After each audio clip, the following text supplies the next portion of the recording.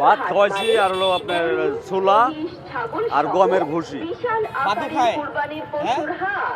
অনেকে শুনছি না এরকম সংলগ্ন স্বদেশ প্রতিদিন কি সান্তালি পরিমাণ মাঠ খাবার প্রাঙ্গণে প্রতিদিন 400 থেকে 500 টাকা খায় সকালে, বিকেল আবার 300, প্রতিদিন 800 টাকা খরচ। সব 800 টাকা খরচ।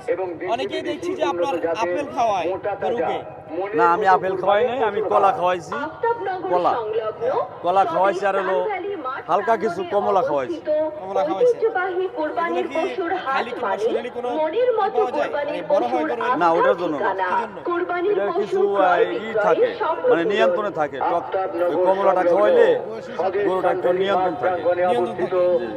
এই যে আপনার একবার ছোটবেলা থেকে এখন পর্যন্ত কত টাকা খরচ করছেন তার পিছে? আমার টার্গেটে তো আমার ওর পিছনে 1.5 লক্ষ টাকার মতো খরচ হয়েছে।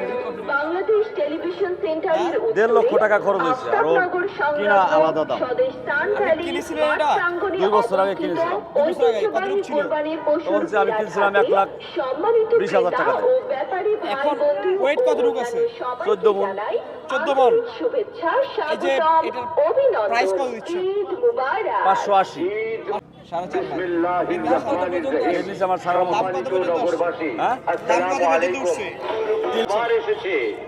মোটামুটি গরুর বাজার যে বাজার চলতেছে এখনো বেচাকেনি লাগে না। আজকে 3 দিন ধরে আসছি, 3 দিনের ভিতরে আজকে কাস্টমার 2-1টা দেখা যাচ্ছে, কিন্তু এই 2 দিনে কোনো কাস্টমার ছিল না। আসলে ছিল না। না।